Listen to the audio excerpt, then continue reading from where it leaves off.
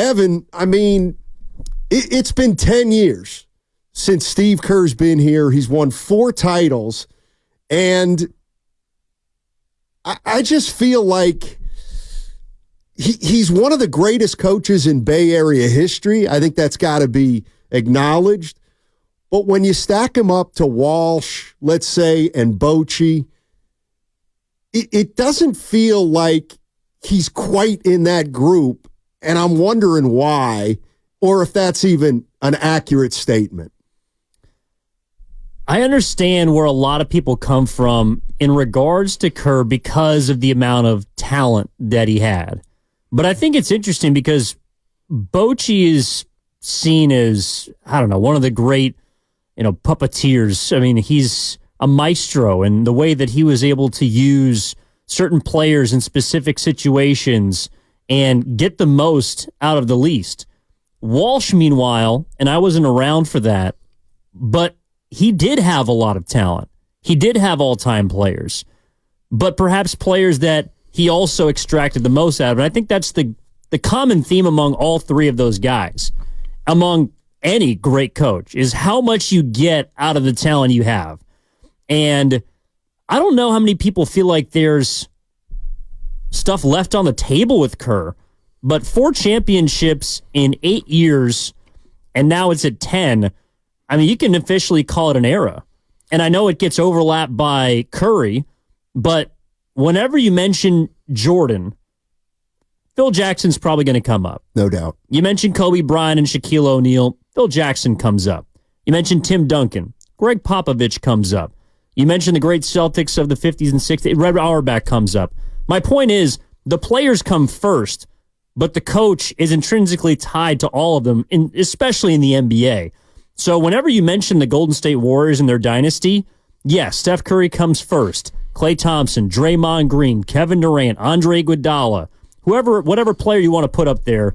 But the first person mentioned after them has got to be Steve Kerr.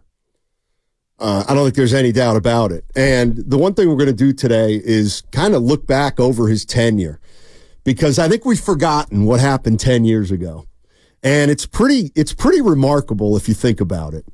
The Golden State Warriors had a coach in Mark Jackson who went to the second round of the playoffs in 12, and then in 11-12, and then in 12-13 they got beat in the first round by the LA Clippers. And 13 and 14. 13-14. Right, 14-15 was our first one. And they decided to make a coaching change. The Golden State Warriors hadn't been to the postseason 2 years in a row for 20-plus years. And they'd finally gotten to the playoffs 2 years in a row, and they fired Mark Jackson. And when they hired, the thing that was amazing, if you think back on this, you realize what kind of a gamble it might have been. And we'll ask Bob Myers about it at 10:30, Evan. But they go from a coach in Mark Jackson who has no experience, gets him to the playoff his last 2 years, and then they make a change, and everybody's figuring they're going to find that coach who can take them to the next level, somebody with experience or championship pedigree. And instead they go with Steve Kerr, who also doesn't have any experience. And it was a head scratcher as far as I was concerned, because to go from a guy with no experience to another guy with no experience, I just don't think a lot of teams would have done that, but that's what Lacob and Myers did, and it ended up panning out for him. Well, I think it was also a risky move because of what had preceded Mark Jackson. Mark Jackson dug the Warriors out of the depths of despair in regards to the amount of playoff appearances that they had. I mean, you were a part of the We Believe season. That was miraculous. But they also only got to the second round, and that was a lone playoff appearance. Mark Jackson got the Warriors to back-to-back postseasons for the first time in over 2 decades. So it wasn't just as if he was helping this team succeed. He was on a trajectory to a place where they had not been in my entire life. I didn't grow up knowing the Warriors as a good franchise, as a great organization. And from that standpoint, it is one of the most unlikely, if not the unlikeliest dynasty in the history of basketball. Even the San Antonio Spurs, who are in a stranger market, that is in and of itself unique, but they were built on two number one surefire Hall of Fame picks. Greg Popovich is an all-time head coach, but David Robinson and then Tim Duncan are much more clear superstars. The Warriors cobbled together these Hall of Fame pieces as we know them now, but at the time, Mark Jackson had taken them from injury-ridden and underachieving, and he built a team that Steve Kerr inherited and then took to unbelievable heights in one season. So from that standpoint, it was a risk. I mean, nobody else in the organization had been a part of a championship before, outside of, I think, Jerry West. So there was not a lot of winning that was going on in Golden State up until Mark Jackson got there. And for them to say, thank you for your service, you've done a great job, but it wasn't good enough, that was a pretty ballsy move.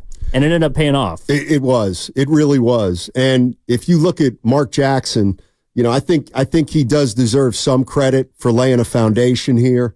I think he's got to get credit for giving Klay Thompson and Steph Curry the confidence that they had, that they've taken with them their entire career.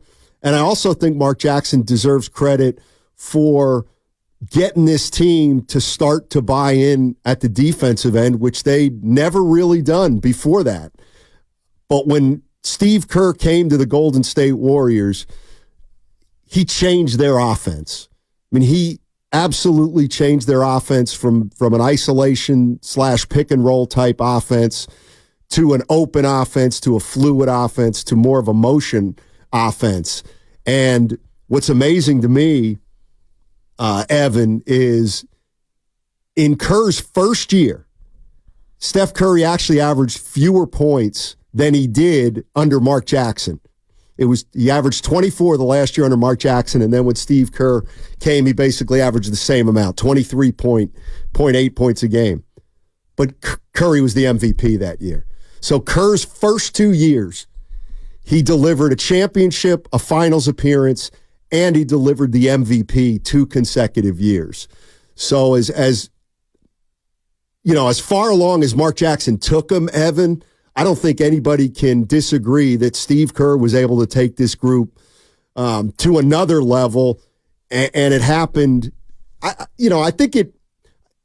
know it's easy to say Mark Jackson would have never won a title here. I don't know if I'd go that far, and I'm not a huge fan of Mark Jackson, but he did.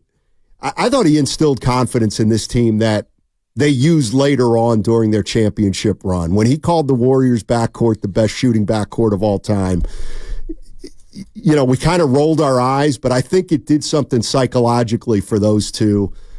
And it gave them the confidence to feel like they might have been the best backcourt in the league.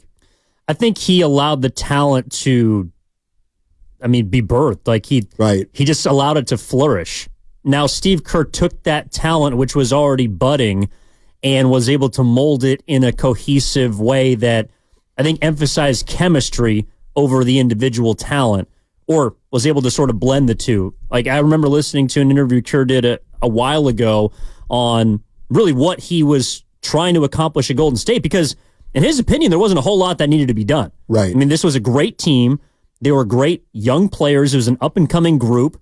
It's the primary reason why he told Phil Jackson, his former head coach, that he was not going to be the head coach of the New York Knicks, a team that he had already been in discussions with prior to being approached by Golden State. And the reason, really the biggest adjustment he needed to make, was the emphasis of passing. The one thing that he noticed about Mark Jackson's Warriors teams was they did not pass the ball enough. They had all this shooting. They had all this motion. They had so much potential there. And while Mark Jackson got them to buy on the defensive end, they had yet to be unlocked offensively into what we know now as an offense that changed the way that basketball is played. And Steve Kerr is at the center of that, because they went in one season from being a team that passed near the bottom of the league. That's right. To the team that passed the most of any team in the association in one season.